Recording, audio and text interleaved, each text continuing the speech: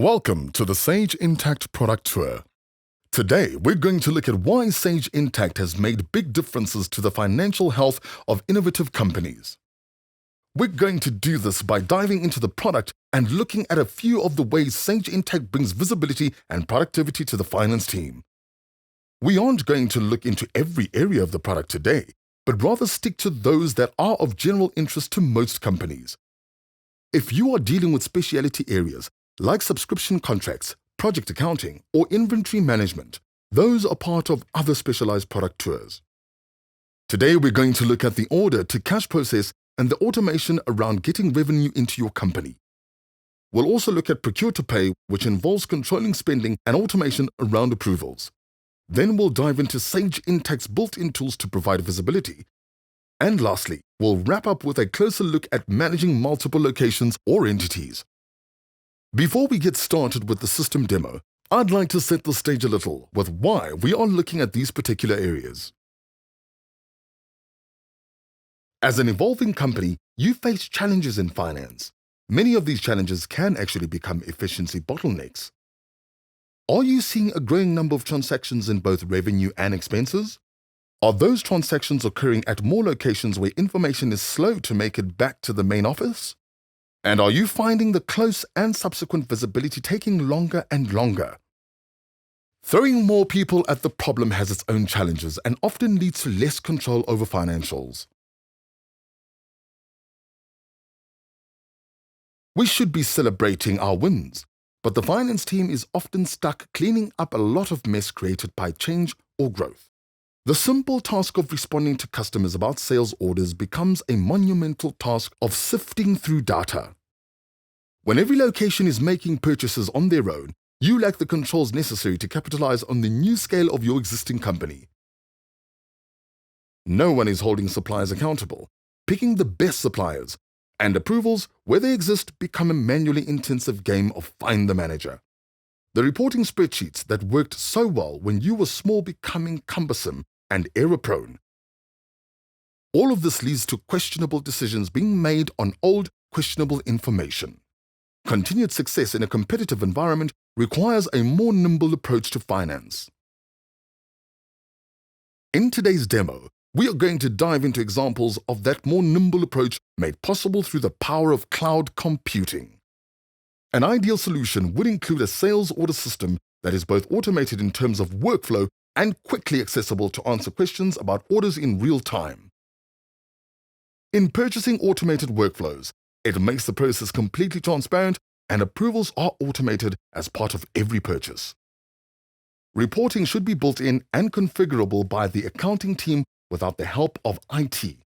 It should help real-time metrics that help the company see where they are going each day.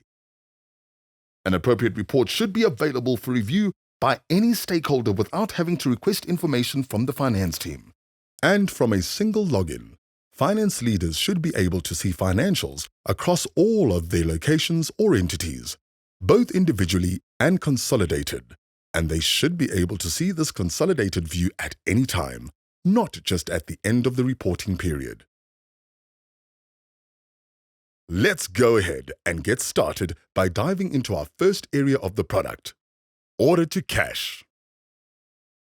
What we're going to look at right here is a dashboard, and we'll come back to this a little bit later. What we want to do right now is go over to order entry. Across the top, we have our different applications within the system. I'm going to go ahead and choose order entry. This brings us to our order entry overview. Here we can access our different data tables like customers, warehouses, product lines, and so forth. We can also get to this workflow and your tasks, and this is where we're going to spend some time. We're going to create a sales quote, create a sales order, fulfill an order, create a sales invoice, and we can create one of these and then progress it forward along with this workflow without re-entering data. I can actually start at any point here. I can start with a sales quote. I can start with a sales order and then move that forward. If for some reason I need to, I can go ahead and start by creating a sales invoice as well. I've gone ahead today and created a sales quote. I'm going to jump over to the left. where we have a pop-up menu where we have all our different transactions. So instead of clicking on the plus or this button here, I will just click on the name of the item I want to get to, and I get to a list of what has already been built. By clicking on Sales Quote, I go to the Sales Quote list, and I've already started the sales quote here for JIT Chemical Corp, and that's in draft mode. I'm going to go ahead and finish that up by opening it to edit. You can see across the top I have everything about this. I have the transaction date, the due date, item total, all of the information that goes into this. I can see the status is draft, which means it's not ready to be moved forward in the workflow at all. I simply created a draft of this and the system is holding it for me to finish up. When I enter the customer here to start this, it automatically filled in the information for the quote to and ship to. The payment terms were put in automatically, but I can change those. I added a reference number, the customer's PO number they were working from, and I can go ahead and add attachments as well. If I had an image or a PDF of that purchase order, I could add that to the attachments, or I might want some other document that goes along with this sales quote. Down here, I have my line items. Right now, I have 2 line items. I have the Defender Pro, and I have these add-ons. You can't see the full line here, but it's the motion detectors. So I have 8 motion sensors to go with the security system. I'm going to go ahead and add another line item here, and that's for these 4 cameras.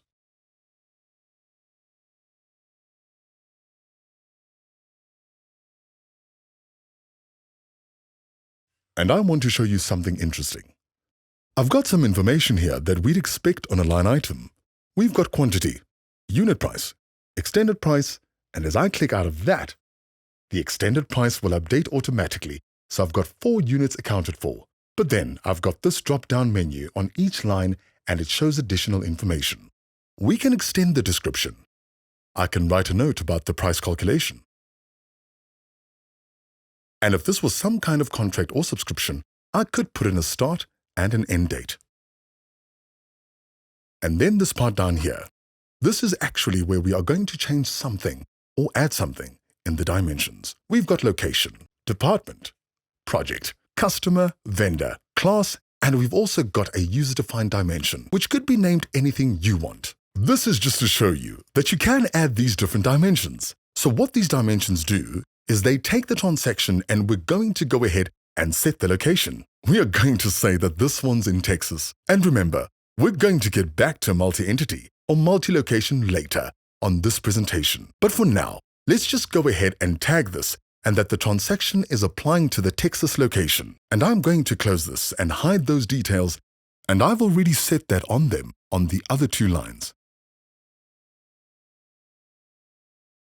Now let's go ahead and post this. Now with that posted, it's brought us back to the same page. The list we looked at, but there's a new link here. It's called Convert. From this point, I can also do this from the transaction screen itself. Once it's posted, if I want to go back to it and look at it. But right here, I can click Convert, and I can see that I can convert this to a sales order. I could also convert it to another sales quote. If I want to convert it to another sales quote and then edit it to change something, maybe I'm creating multiple quotes with different options for a client or something. I'm going to click Sales Order. Now we have converted this transaction. All of the information has come forward. All of those line items. I don't have to reset anything.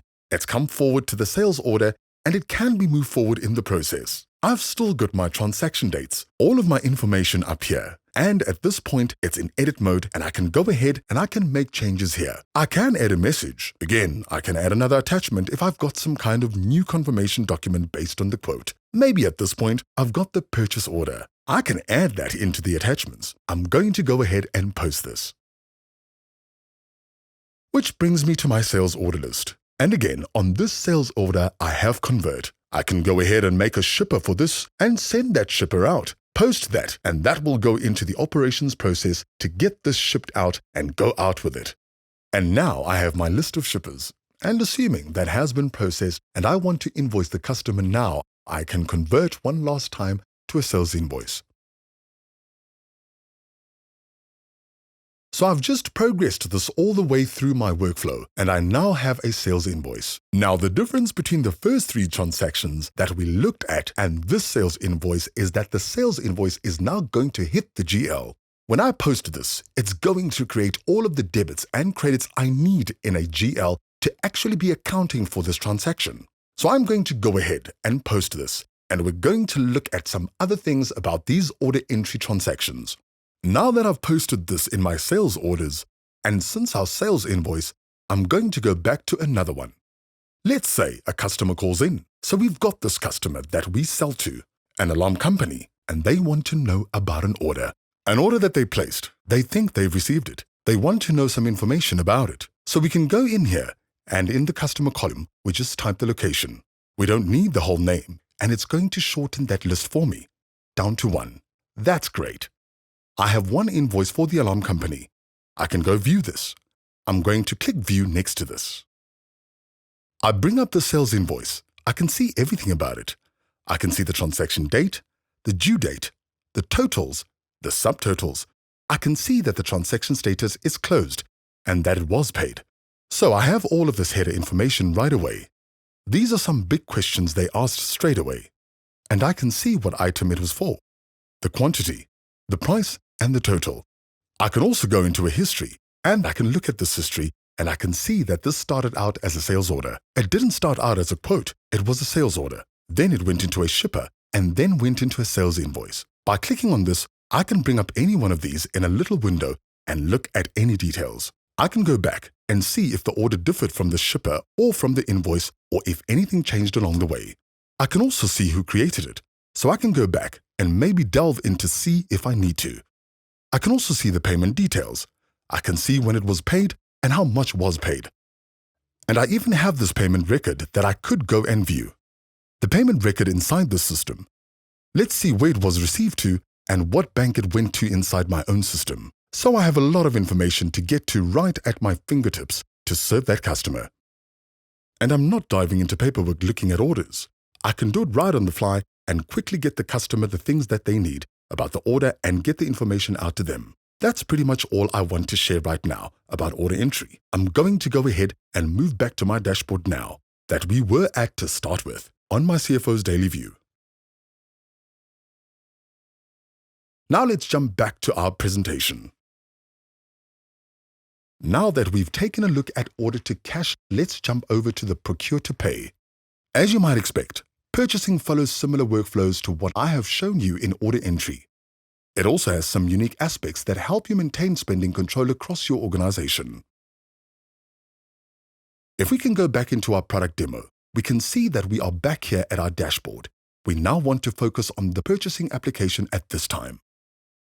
So let's jump over to the purchasing overview. So you can see on this purchasing overview that it's sort of the other side of the coin from order entry. We've got our suppliers, warehouses, and product lines, and items and price lists that we can work with. We also have this workflow, very similar to the workflow we had in order entry, only this time we are dealing with purchasing. We can create a purchase requisition. We can create a purchase order, receive a shipment, create a supplier invoice. This is a very similar type of workflow, so I'm not going to dive so much into the workflow because it really matches what we've seen on order entry. You're just doing it on the purchasing side. What I want to look at are some of the controls around purchasing and some of the power you have inside of Sage Intacct to make purchasing work for your organization. So I've gone ahead and logged in. I'm moving to another tab here. I've logged in as another user. This is Drew Jackson, and Drew Jackson, you will notice on his menu here, he doesn't have nearly the number of applications I had under my own login because he is not an administrator in the system. He is an employee user and only has limited access to things. He can enter time and expenses. He can do a few things for the company. He can look at dashboards that we allow him to look at. He can look at reports that he has access to, and he can look at purchasing. When we go over the purchasing overview for Drew, we can see that a lot of the things are grayed out. Drew doesn't have the ability to create purchase orders or shipments or create supply invoices, but he can create purchase requisitions. So I'm going to create a purchase requisition as Drew.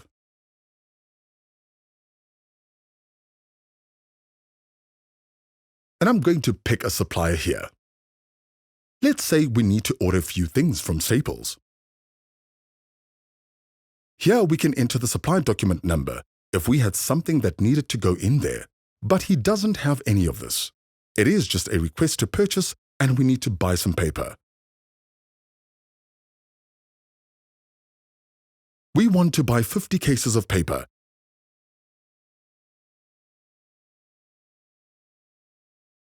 And we want to buy 10 printer cartridges. We're really trying to drive up the amount to make sure we are covered here so you can see how the approval process works. Now that Drew's created this, he can go ahead and submit it. Okay, it's asking us for a location. Do you remember on the order entry we went and put in a location for this? So, locations are locked into our system as something that is required on transactions. This makes sure that everyone puts in locations for the different transactions they are creating. We need to go and make sure we have put in the location on these transactions. We're going to go ahead and say that Drew is going to go ahead and order these for the locations he can see.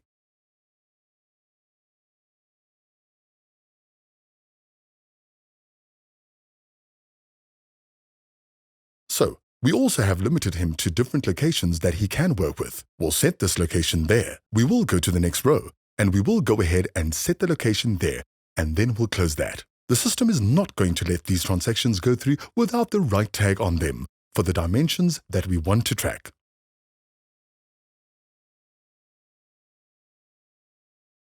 As I submit this, it brings us back to our main workflow here. This is mainly because he doesn't have anything else to do with this. It's gone out and it's going to require approval for that amount of money. Jumping back to my login, I'm here in the purchasing application. Now, if I'm actively working in purchase, I can go down to this little Approve Purchasing Transactions button. And here I see that I have this. Drew Jackson has submitted this purchase acquisition to Staples for $2,900 and I can approve or decline from here. This is not the only place I can approve or decline. If I'm the main approver for these, or if I'm his manager, I've received an email about this approval, so I can see that in my email. I can also open up Sage Intacct on a portable mobile device, on my phone or tablet, and I can do approvals from there remotely. So I can see all of these things that need to be approved on an approvals dashboard or on a mobile device, and I can also go to the main dashboard. If I go back to dashboards and I open up this particular dashboard here, the purchasing operations dashboard that I've created, I can see that I have this approvals component here in the upper right.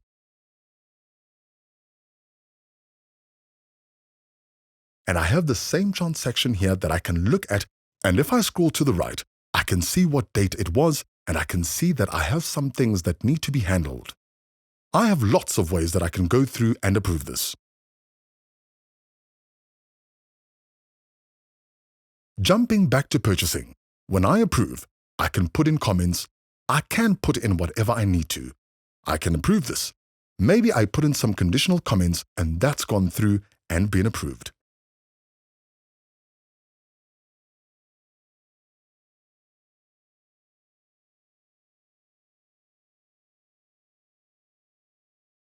Something else I could do is go back to these purchasing requisitions now.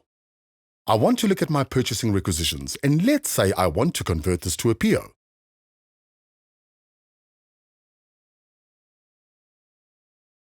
So I'm going to go ahead and convert this to a purchase order. I can actually have a conversation about this as well. I can go ahead and post this. Any document I want to view, I can view this purchase order, and I can say something like, how often do we reorder?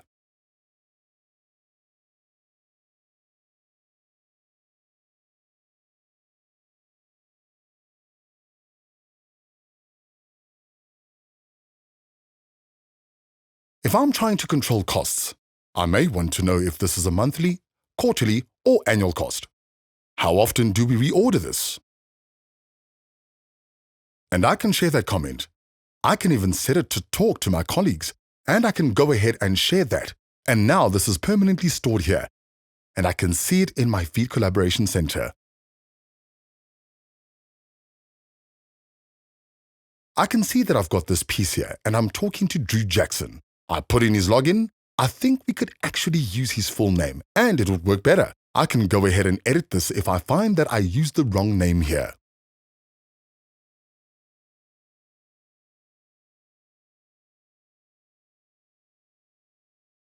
And there, we see that he's popped up here and I can add that in. It keeps track of who I'm looking for. So now that's going to show up on Drew Jackson's feed when he goes to his collaboration feed. He'll actually get a notification that someone mentioned him in a feed, and he can see this in his feed as well. The other aspect beyond the approvals I wanted to point out in purchasing, if we go back to our purchasing overview, is that we have the ability to track this idea of receive shipment. So rather than just a purchase order going out when it's received, the people in our receiving, in our warehouse, or wherever we are receiving, can check it against the receiving shipment order, make sure it's right, and they can process it forward before we process the supplier invoice. This way we can keep track of all our suppliers, whether we're getting things processed on time. So if I look at receive a shipment, or if something came in, they can document what was in there, or I can look at an existing purchasing order.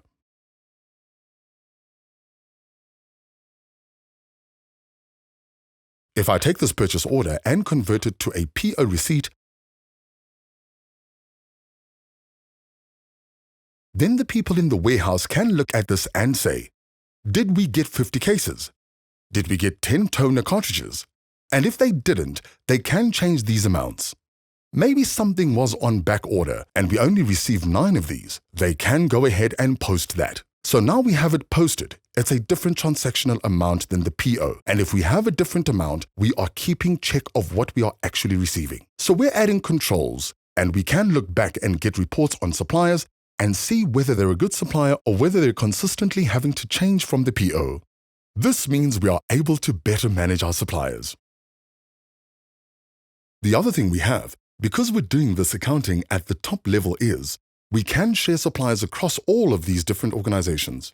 We can start getting some economies of scale, and people working in different locations can work off of a common set of suppliers and go back to those suppliers and request discount pricing based on the volume we are doing across all of our organizations. These are just some of the advantages we have in maintaining control on purchasing. We also have spend control you can set up. I'm not going to dive into that in this demo, but it basically means that you can set budgets and set warnings when a transaction is going to exceed the spend budget. So that's another way we control costs within the system and manage those costs and manage purchasing. I'm going to go ahead and jump back to my dashboards here.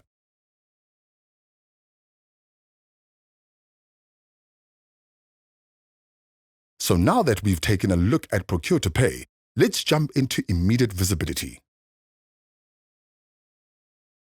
So I've been saying for a while that we are going to get to discussing these dashboards in a little more depth, and this is where we do it. This is really where reporting starts, in the dashboard. You have the opportunity within a dashboard to look at upfront metrics. We call them performance cards right here at the top. We also have the ability to filter by date. I can actually create more filters along here, and I can filter by dimensions. I'm going to show you another way to do that as well. When we get to multi-entity, we can look at different locations or entities. But in my dashboard configuration, and you can configure these dashboards yourself, there's lots of configurations you can do. You bring up menus to look at all the different aspects, and you can decide which filters you want to show on the dashboard. I have the as of date. I can easily put the location on there and save that. Now the dashboard is rebuilt, and it has a drop-down for locations, so I can filter by a particular location. In this dashboard, I have dashboard grouping. These are role-based. I happen to be in my CFO Daily View dashboard. In this company, I have just a few dashboards. I've got the CFO dashboard. I have 2 of those, and I group them into categories so I can use a little drop-down menu to move between the ones in that category. Then I have an employee dashboard, a purchasing indirect and purchasing operations dashboard. There's no limit to the number of dashboards you can create. So you could create one for purchasing, one for accounts receivable. You could create one for different levels of management and different parts of the company. Perhaps you deal with projects and you want a project dashboard. You could create that to look at metrics around the projects or metrics around subscriptions. Any of the things that make sense to you within your company and the things you want to see on a daily basis for a particular role, you can create a dashboard for. In this case, I've got the CFO Daily View and I've got some main cards that we want to look at, and any of these cards I can click on these. For instance, I can click on expenses. Notice how it turns blue? This means it's clickable. I can drill down into that and I can see what's driving the summary number that I have up here, and I can see these are the expenses. This is the month ending because I've got a comparison to a prior month. That's why I have the previous month and the current month, and I've got these compared here. I noticed that my expenses were a little higher here for some professional fees. I can go ahead and drill into that and see what's driving it. It looks like there was an expense adjustment by general ledger entry. So I can go ahead and close that, but I can drill down even further and get right to the transactions that make up these metrics. All of the performance cards are really behind the scenes as a group of accounts. We've taken all of our asset accounts and we've created an account group that we've pointed this performance card at and said, give us the summary for this month and show us the comparison to the prior month. These are configurable by your accounting team and you don't need to rely on IT to come to create different dashboards for you. You can create these dashboards. And one of the great things about these dashboards is that they provide a point of login and a point of reference for other roles in the company. So as a finance team, you're not a single point of contact for getting reporting. You're delivering reporting on a real-time basis to the stakeholders and the decision makers in the company. Here we have a cash flow in detail. This is a standard tabular report. We've got our numbers the way we expect to see every report. We can scroll through these and we can click on these different areas and see what's making up these accounts. Notice we've broken this up by entity. So again, we have the dimensional break of what is going on in the company.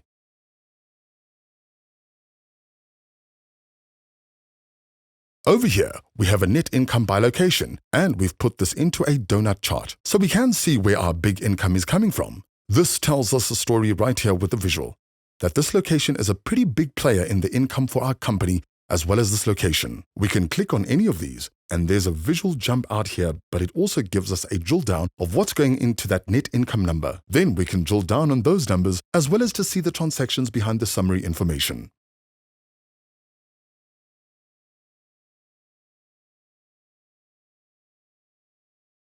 At any point, if we want to look at just the numbers, we can click Show Data, and it gives us the numbers that are driving this simple chart, and then we can go back to show the graph. This is an interesting metric. This is revenue per retail hour by location. So what we're doing here is we're taking something that is not a financial metric, retail hour, and we are comparing it against a financial metric, revenue, to generate this chart and to generate some data. This is the way that we can compare our different stores based on how much revenue per retail hour they are getting. Who's the most efficient in sales in these stores? And you can take this with just about any metric. You could do revenue per square meter. You could do revenue per employee or expenses per employee in a company and see how that metric's moving up and down. In the non-profit space, frequently, we get a lot of metrics around volunteer hours and efficiency with funds. So you can use these metrics, retail hour in this case, as something we are collecting or capturing on what we call a statistical account, which is an operational metric that gets added in each month.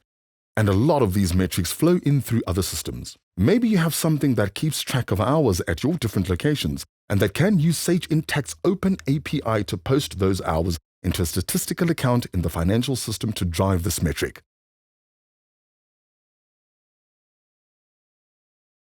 This gives us a lot of opportunity within our reporting to not look at just the financials, but also the operational efficiency within the company. Another thing we have on the dashboards is this collaboration feed. So this is the same piece that we looked at in the last set, that purchase order that had the comment on it. This is showing up in our collaboration feed. I can go ahead and look at this here. It is a permanent record of what was asked, and I can keep this on my CFO dashboard and see the conversations that are going on in the company. I can set it to the things that I follow. I can set it to just things that are related to pieces I wrote or where someone pointed to me in a comment. I have a lot of control over this, and the feed can be up on my dashboard, and I can make this my login point into the company. We can create balance sheet by entity again, breaking out different types of metrics that we can have standard reports against for different entities on these dimensions. I'm going to jump over really quickly to another dashboard. This is my purchasing operations. Here we see some interesting reports. We've got budgets that we've set up, so we can have indirect spend, actual versus budget. We've set up different analysis on spending. We've got our purchasing analysis. We've got purchasing of a particular product. The Defender is one of our products, and we want to look at what the purchasing history for this product is. We can look at our receipt history or supplier aging. You can put a number of reports in here.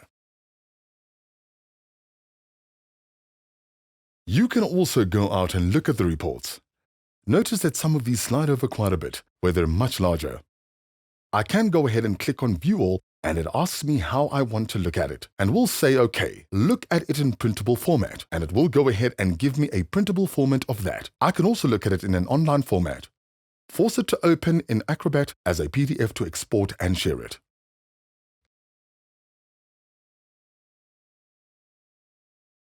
If I want to make it drillable, go to the HTML format, and now I can drill down on any of these transactions, and I can look at the transaction related to the amount of this purchase.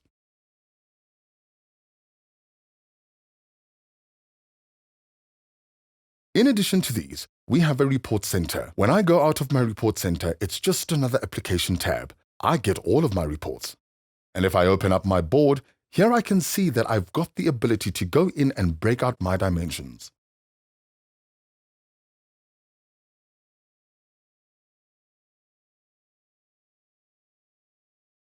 This is where I can control my dimension groups and my dimension structures. So beyond having dimensions that we can tag things with, like each location for example, I can also create groups of dimensions. So if I've created a dimension around some metrics in my company that I want to keep track of, maybe I have this metric of an employee and I put it into groups of different types of employees.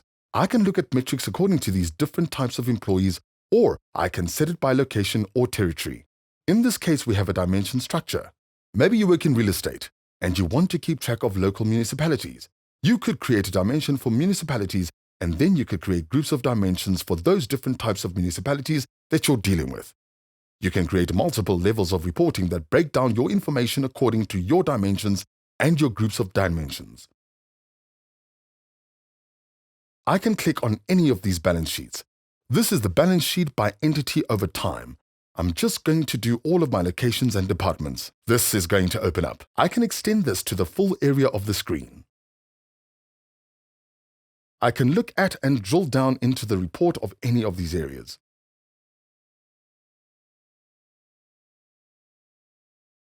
I can tell it to print. I can export it to Excel if I need this information in another format, or if I want to manipulate it in some way or combine it with some other operational reporting that I'm doing. The other thing I can do with any of these is that I can take this report and I can edit it. And one of the great strengths of reporting within Sage Intacct is that I don't have to go to IT to script out something from my reports. As a finance person, I can go in and I can make adjustments to reports myself.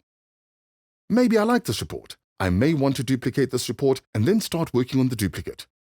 So I would duplicate it, rename it, and then start changing the report to do something else so I don't have to start from scratch creating a new report from nothing.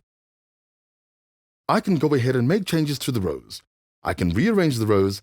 I can decide what detail, whether it's summary or detail, what the basis is. In this case, it's default from a group. The basis for the amounts, whether I want to always display it or if I want it to be hidden. And I can expand it when the report is being viewed. I can look at my different columns.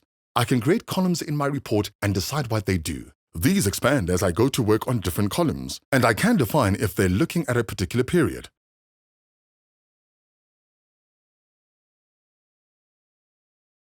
I can define it if it's going to be a calculated value, and I can set calculations on certain columns. I define that in my computations. I can click computations on these different columns. I can create filters. I can define which ones get included, which ones get prompted. Notice I had these two prompts for department and location at the beginning. That came up because I had these two prompts checked. So the user, at what we call runtime, basically at the time that the report is going to run, gets a prompt to make decisions about the filters that are going to be used in the report. I can even set an as of date. Maybe I want a consistent report. I create a copier report and want that to just run. That was my end of year report. That's where I want it to stop. I give it an as of date, as of 30th of the 6th, 2020. That's it. And that's where I want the report to statistically stay, and I could label it that way. I can generate different formats, and permissions are really important. I can set who gets to look at this report.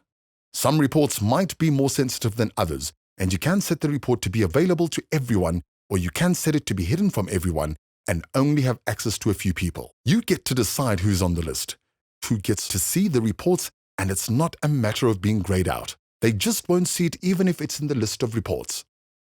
There is a lot of versatility here. I'm not going to go into everything. We have some classes on how to use the financial report and really get the most of it. But it's a huge part of the visibility into Sage Intacct. I'm going to cancel out of this. I'm not going to change this report at this time. You can also do the same thing with charts. So these are my main financial reports, but I also have reports on the general ledger and under each of the applications, purchasing, order entry, and so on.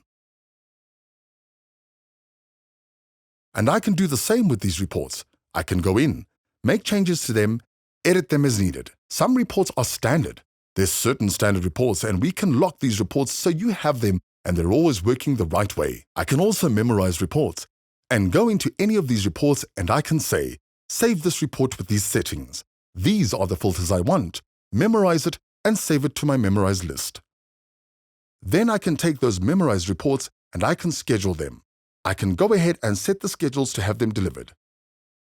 So maybe I have a month-end schedule report. I have these 5 reports that get delivered to somebody at the end of the month, and they have all of the memorized info, and they are just for the current month or end of the month or end of quarter, however you want to set them up. You can also set your favorite reports. I can go to any of these reports here, and I can take this report and just click the star. It's now a favorite. When I go over to my favorites, I have that report here. I can do the same thing with dashboards. I can go to any of my dashboards on the list. I can take a report like this and say, I want that one to be a favorite, and I want that one to be favorite, and now my favorites list has both of these dashboards on it. So you have quick access to these things that you use the most. It makes it quick and easy for you. Let's now jump back over to our presentation and see where we are in this demo. This brings us to our last section, multi-entity management. A big part of growth for companies involves dealing with multiple entities. We've already seen several references in the demo of multi-entity functionality. Let me show you more precisely how Sage Intacct helps you manage financials for multiple entities from a single login.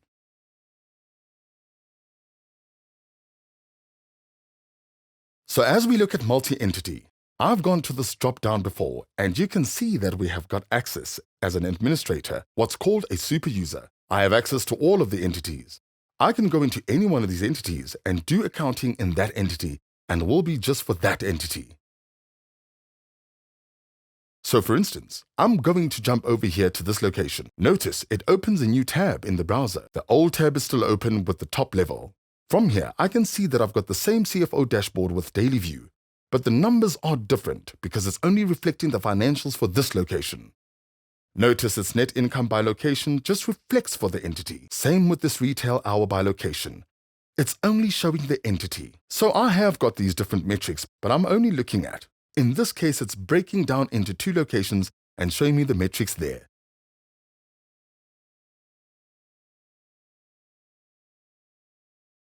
I can do accounting in this as if it was only looking at one location. I can do my purchasing and my orders from here. In this case, we go into order entry and we create an order.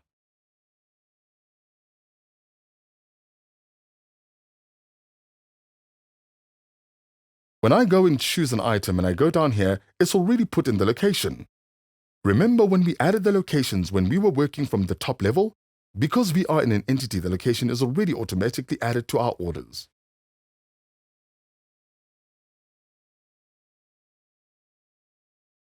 So I'm going to go ahead and cancel out of this. I just want to point out some things that are being done automatically for you in these different orders. Notice, we still have the same list of customers. As you saw when I did the drop down from order entry, we still have our same group of customers available as these are managed at the top level.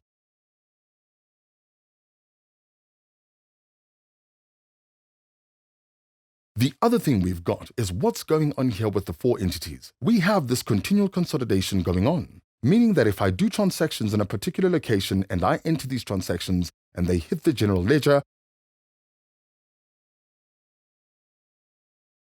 that's going to roll up my reporting at this top level. So when I come back to this top level, I'm going to see that reflected in my revenue and assets, and income and expenses. I'm going to see those things happening here because they're using a shared chart of accounts across these companies. In instances where you can't have a shared chart of accounts, perhaps you are doing business in a foreign country and that country's government requires you to have a certain setup of accounts, or maybe you've merged a couple of companies and those companies have very different types of businesses and you don't want to go through the trouble of creating a shared chart of accounts. You can have different charts of accounts and you can map those to a top-level chart of accounts.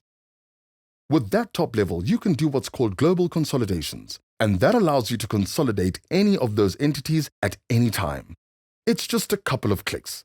Some companies have even automated using Sage Intacct's Open API. We have an API call for running a global consolidation across your organization. This is just a little bit of the controls we have, a little bit of the way we get into different entities, and I mentioned this earlier and I want to point it out again. When I go over here to Drew Jackson's login and we look at his limited access, we can see that he also has a limited access in terms of entities. So you can set users to only work in certain entities. You can set a worker to just work in the one entity, for example, and they won't be able to work in other entities. When they log in, it's just as if they're logging into a single entity company, but at the top level you have access to all of the entities.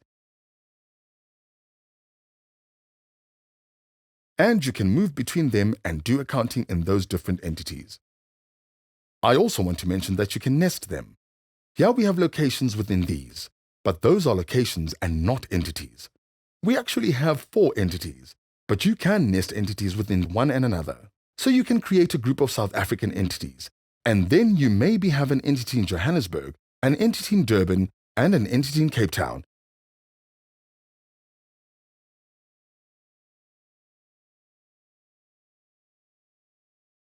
With that, we've come to the end of our demo portion. I'm going to jump back to our presentation. So why choose Sage Intacct? Well, we're the right partner to help in your success. As a leader in innovation, we are recognized as a visionary by industry analysts like Gartner. We are the cloud accounting leader in customer satisfaction with a rating of 98 out of 100 and G2 Crowd across over 2,000 reviews.